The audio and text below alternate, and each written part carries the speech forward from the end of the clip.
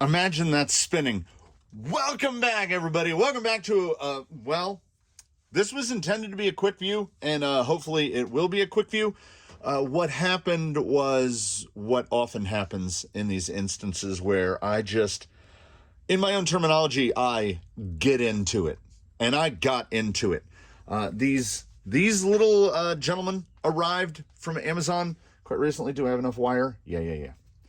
Flash Hobby, 35 amp, speed control for outrunner. And right next to it is a tiny little Hobby Wing UBEC, also sourced from Amazon. $35 for this. That's $1 an amp. It's 35 amp brushless ESC for outrunner. And this is it's just a little one. 3 amp, max 5 amp, 2S to 6S input. I want to say that guy was about $10. A rule of thumb for anyone out there who has not tinkered with outrunner speed controls: if there's only 2 wires, you see a black and white, if there's only 2 wires coming out, you are indeed going to need an external BEC. Now, I already don't think, well, okay, why this got turned on right now is, let me do a little zoom here. So I have it hooked up to the software because I needed to set it up to see what's what. I had motor KV defaults at 2060, but that's adjustable. You set that to whatever you needed to set it to. I haven't changed anything else. So someone, I guess, did some work, because like all the numbers, beep volume, stop brake level, sign startup, sign mode, running brake, all that is all different from every other AM32, like Rhinos, AG Innovations, Ninjas, any of that stuff that I hooked up, that's all different. And look, stuck rotor protection already turned off. So this is a little small lightweight thing. Oh, I'm pointing off frame here. This is a little tiny lightweight thing with the bracket that it's mounted on, the speed control, and the BEC. It might be an ounce. I don't even think it's an ounce. And we're running a tiny little Flash Hobby 3530 1700 kV. That is why I set this little guy to 1700 kV. And I think that's all I need to mess with for the moment. So we will save settings. Write EEPROM successful. We will close the connection.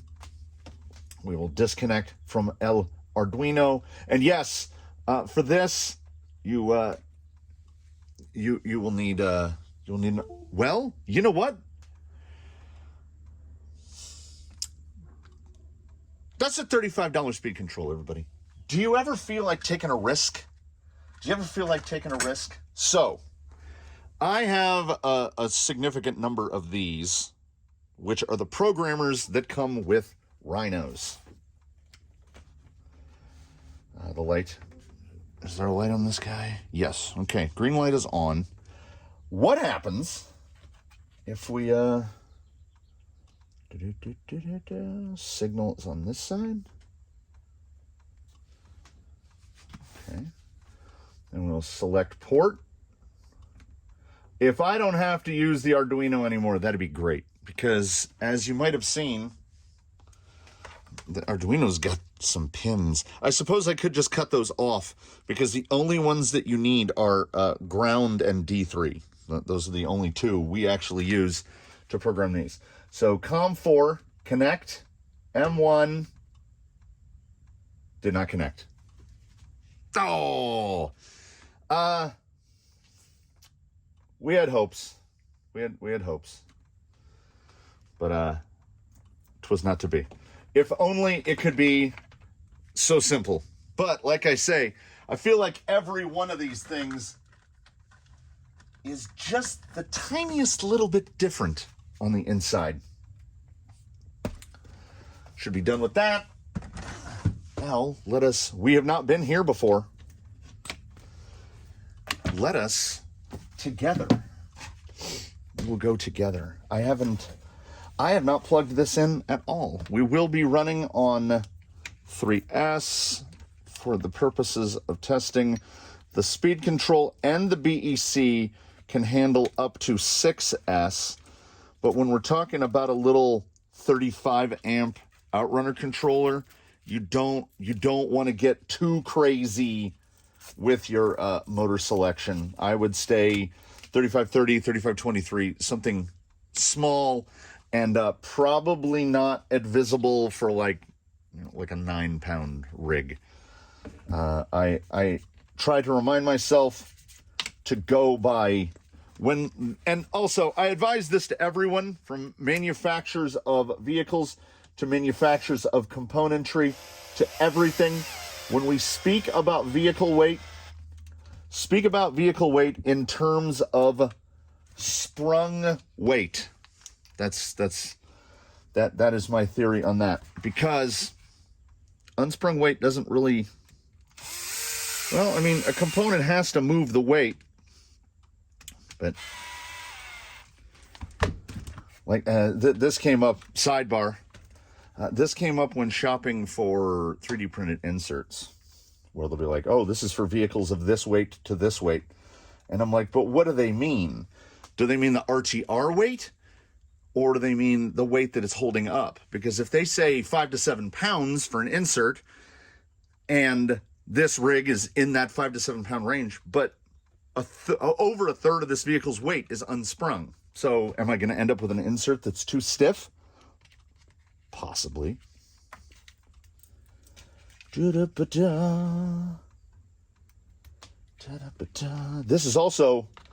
is the fun part, where we find out if we soldered everything up correctly.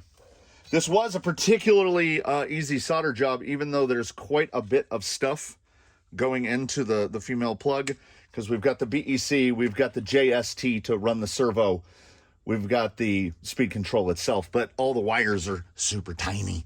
So that's another reason not to go absolutely ham on motor and whatnot.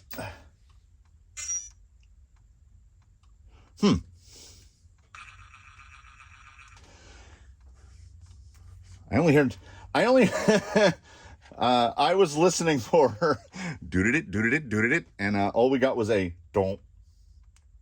So, motor is reversed. No, that needs to go in there. Wait, which one is the center? Center is black. Yeah, okay. I put red in for the center wire. It doesn't come with any wire soldered. You have to do that.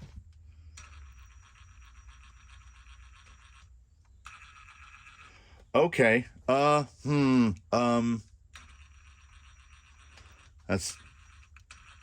That's what I've got.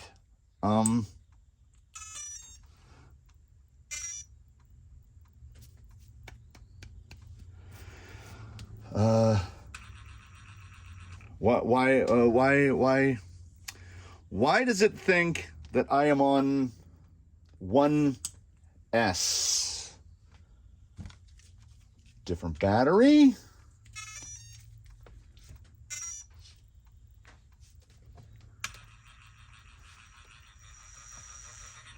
This one's even slower. Yeah, I gotta say, from where I'm standing, I don't know what to do about that. I don't know what to do about that.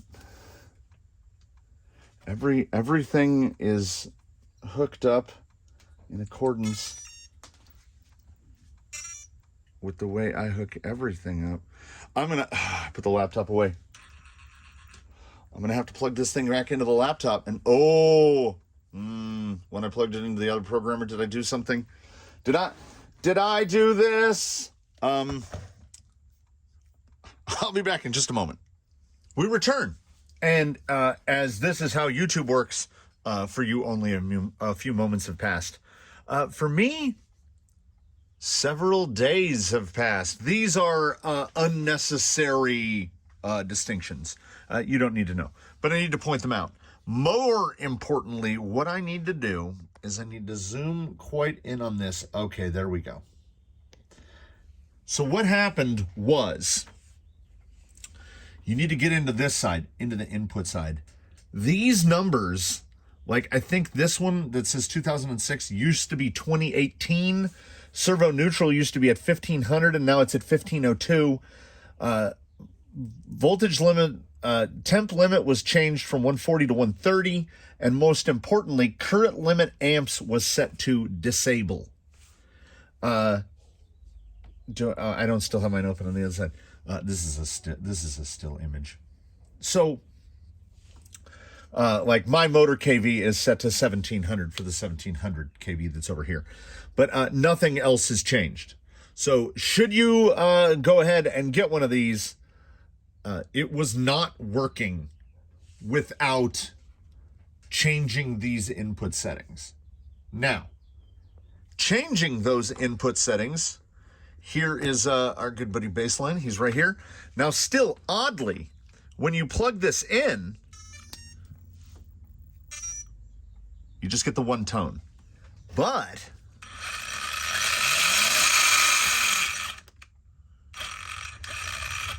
we've got throttle. So more important than, okay, so we're there. We're there. It works now. Hopefully they will be fixing the settings. So I didn't have to update the firmware or anything. I didn't have to find anything and download it. I just had to change those few settings in there, which would have been good to know. I don't consider that damning. Like, it's not an end of the equipment, but when you get something and you bring it home and you hook it up and it does what this did, let's just say it's not comforting, because for me, not only is the glass half empty, but I'm not 100% sure what's in the glass. So I just had this sensation that like I got something DOA. The quick views are fraught with dangers. I've said that somewhere else. So you know what we're gonna do? We're gonna wheel it, because I think I pointed out. Let me try to pan back here. There we go. Let's get it back a little bit. So I think I've mentioned that in terms of an outrunner setup, what is inside here right now might be the most economical. That motor is, I think, high side $22, but you can go a little lower. Sometimes you can get them done in like the $18 range. I would not go with anything bigger. The speed control is $35, and the BEC was $10. So it's $45, about $60. So that is cheaper than a 1080 with a $20 brush motor. So this is the same price point as a 1080 with a brush motor. We are going to take that into consideration. Oh, look what I just noticed. Wink. Should probably put some drift stitches in there, maybe hold that thing together a little better. Maybe drill a hole right through there. All right, I will see you out on the rocks. I am so anxious to see how this does. We've driven back, and on the drive back, I can say it does not sound like an outrunner at all. It's weird. It sounds kind of like a brushed setup, which got me to thinking. I have mentioned in the past that the 1700 kV 3530 flash hobby I've had has been in 3 vehicles now, and I've never really been impressed with it, so it keeps continually being replaced. I think that maybe there's just something wrong with this one, because it sounds weird. So we may revisit this speed control with, like, say, one of the 9i Mod 3532s or some other flavor of a 3530, 3523, because also, let's see if we can do it here. Like the drag brake, the rate is up pretty high, but it comes on real soft. So I actually drove out about halfway, paused, went back. The laptop is sitting on the bench right behind me. We can adjust some settings depending on how this works. Okay, I mean, obviously it feels like a torque mountain. Low speed control is definitely there. Yeah, and immediate to the bump. So, okay, more important. Oh, yeah, look here. Oh, that is... that's real bad. It's not putting a lot in the way of drag brake. So, again, it's really close to no drag brake at all. Like, it almost wants to roll it all the way back down to flat ground. So we will definitely take a look at that. Speed seems just about right. I think a 1700 is okay on 3S in here. I don't remember if the 1700 is rated to 4S, or I could pop a 4S in there. Yeah, that. Let's see if it's any better nose down. There's always that performance. Yeah, but like honestly, it does not sound like an outrunner at all. Oh no, it's just. Now I don't know if this is the speed control or if this is the motor. Now I don't have any. This is the last unhomed outrunner. So let's throw it back on the laptop, because like the torque feels great. The amount of torque that it has, you feel like it should just stop this thing like an anchor. The motor feels super smooth. But I'm getting, like, when you're not on the trigger,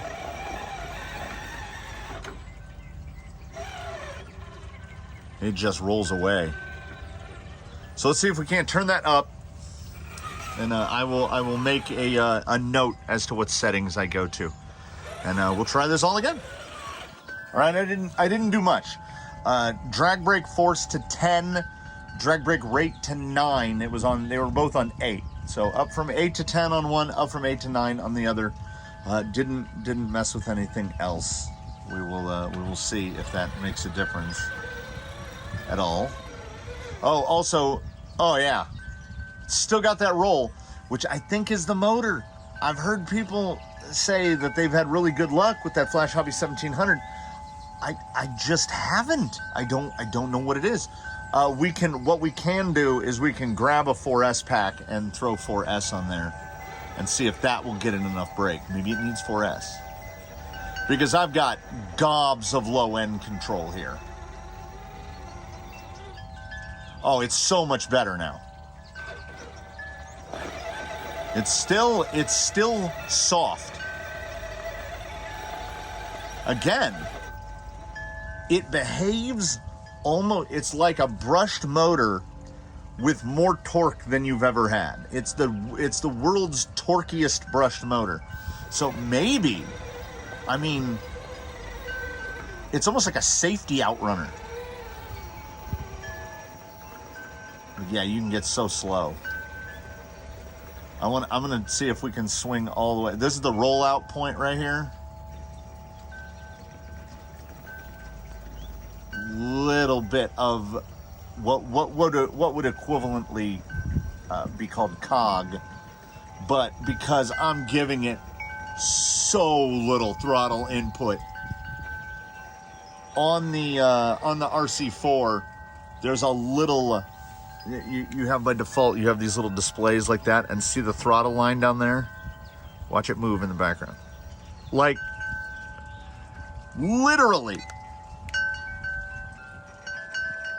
You get the throttle to like, so channel 2 is the throttle. Oh, let's get this shadow out of the way. Channel 2 is the throttle. It's moving at like 6. So it's definitely picking up. I just think, I don't know. This rig is light, and other folks have said they've had very good luck with it. I think the speed control, oh, there it is. I think the speed control is operating just fine. I think it's the motor. I don't know what it is. We are going to, we'll get through another few seconds of this. I will run, might as well. It's not a proper quick view unless I'm making 8 to 10 trips back and forth between the course and the workshop to grab a 4S. I don't know what's looking better. Did I complete the thought about the motor and the ESC both being ice cold? Because they were. Absolutely no heat in them from when I adjusted them. Really smooth. Low end control is really good.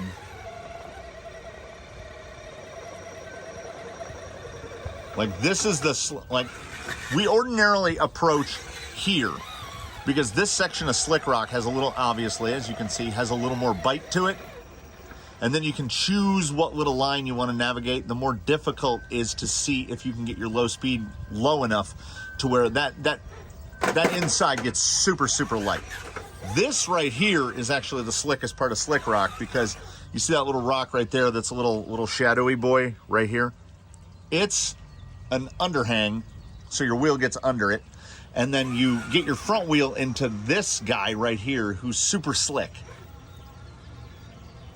So trying to pull this in the lowest possible speed. You see it. It has as good of a low speed. I'm hearing a little bit of pulse width sound, which will probably be more evident in the video. Trying to get it without any mid bumps.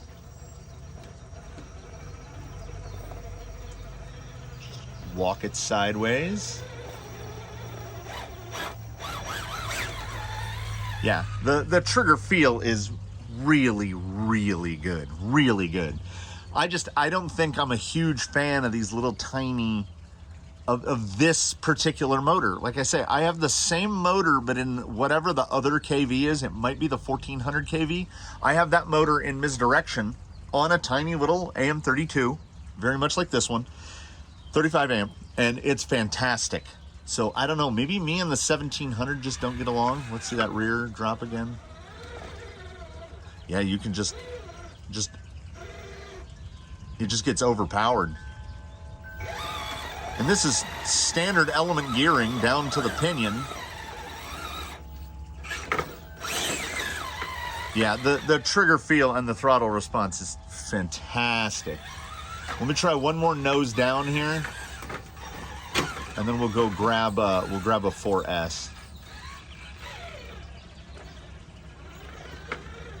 Yeah, it's like the world's torquiest brush motor. It's so weird. It has all of that torque and the super low end trigger feel, but it's got that kind of softness. It's like a 5-slot outrunner. It's really weird. It's really weird. Not bad weird, just really weird compared to what I'm used to, because usually I'm running 3542s and stuff like that where it's just like bam, bam, bam. Like this.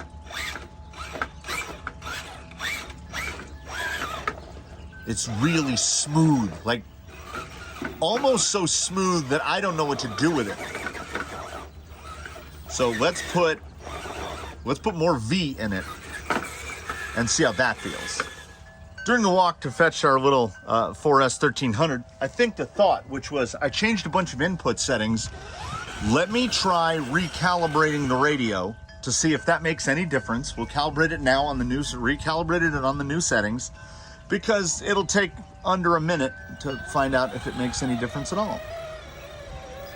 So this is freshly calibrated.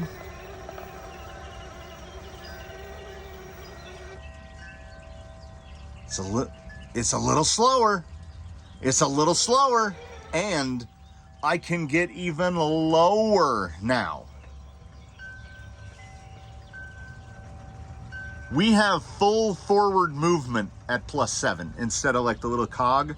So we learn together. We learn things together. Every time you make a setting change, I recommend that when you go to plug the battery back in, just hold the trigger down and recalibrate the radio. These are the prices we pay for other things being inexpensive. Because yeah, it is. Oh, do you like trigger feel? Because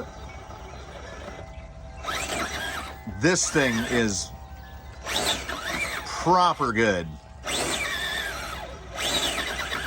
And it really does. Maybe it is this exact combo. There will be links below. Oh, look at that push that front end around. it feels like a 5-slot. It's a 5-slot feel outrunner, despite the fact that outrunners are 14 slots, 14 poles. It has that softness. And because the motor's so small, we have a little bit less of the electronic anchor.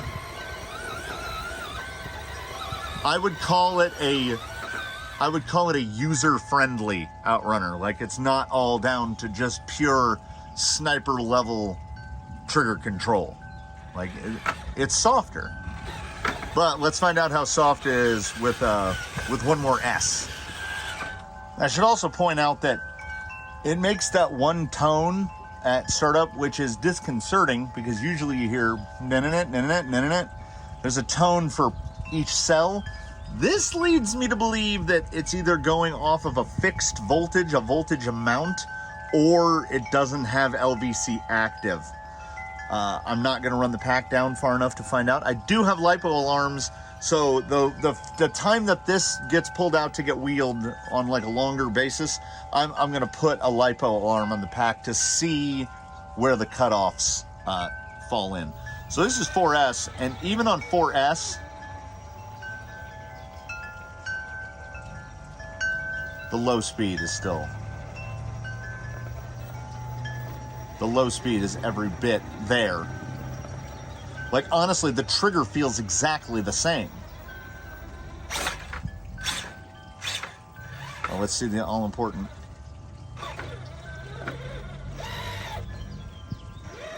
That is so weird. Like, it feels exactly the same. The trigger feel at the low end, that's so weird. Usually when you go from 3S to 4S, you feel a real jump in low end wheel speed. To where, you know, usually you're gonna drop 2 or 3 teeth to accommodate. But all I did was pull, you know, you saw the one in my hand, and here's the other one. And this is a 35C, and there's a 100C in there now. It makes no... Honestly, if you blind tested this and you handed, well, this is how you know it's 4S.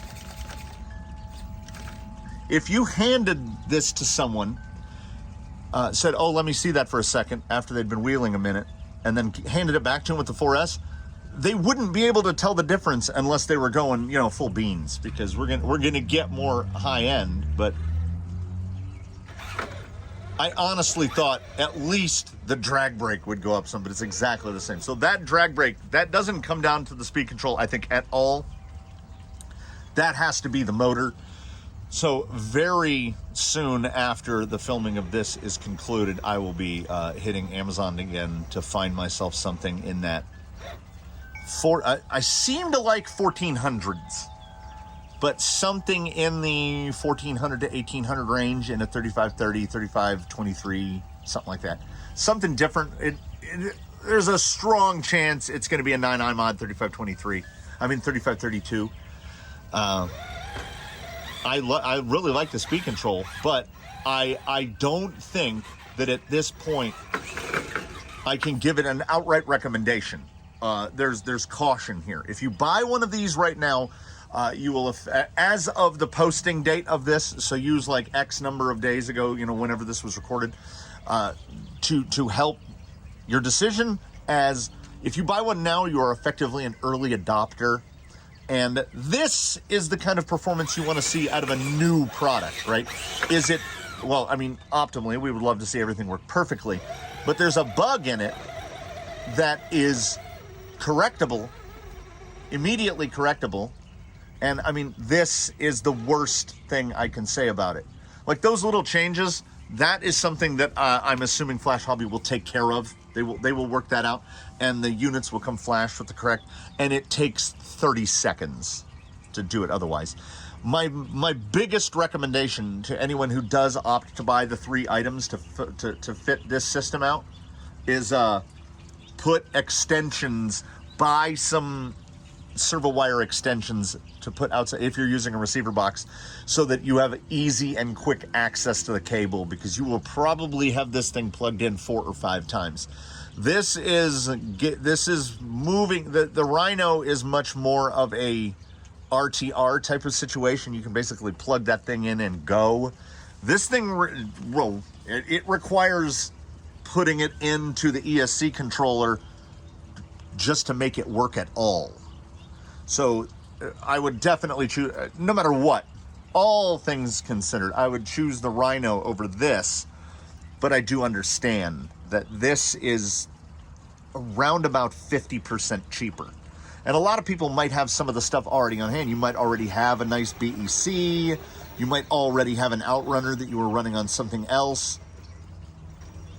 My complaints about the hardware are non-existent. Soldering on wires and soldering on a plug are no problem. It's very easy to do.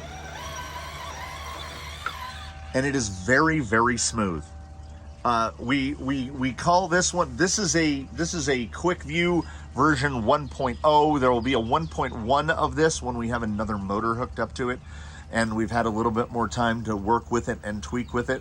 I'm genuinely just, I'm flummoxed at the almost identical performance on 3S versus 4S. It's really strange. If that would just lock it down right there. So much better on 10 than 8 though. And to some folks, from what I understand, there are people that prefer that. It's not really that much work. Look at the screens. It's as a reference, write the numbers down. It's not that difficult to get this going. And you know what it does? It works. The trigger feel is fantastic. This is, mind you, this is 4S with no changes. And what it does is the pixies that live inside, they hide the beans. But oh, these pixies have hidden all the beans. I mean, let's try not to hit the tripod, but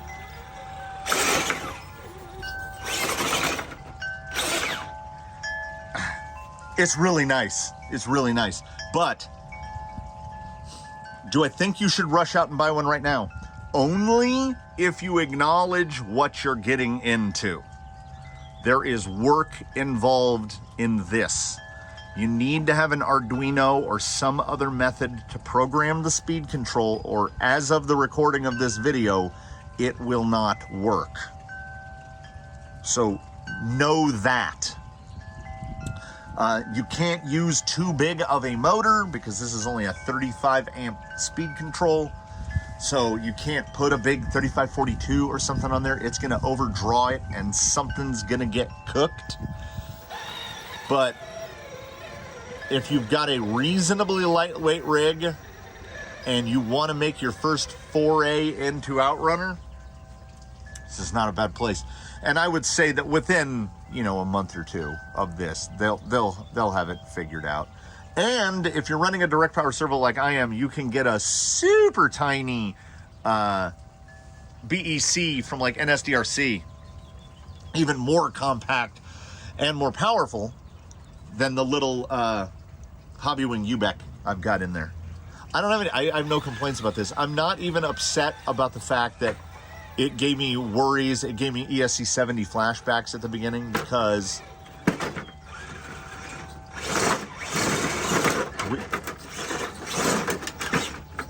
we got it going. We got it going and it's going. I think I would still stick to 3S though, genuinely, because the top end, where that top end comes in, very, very zazzy, very zazzy. So yeah, there it is.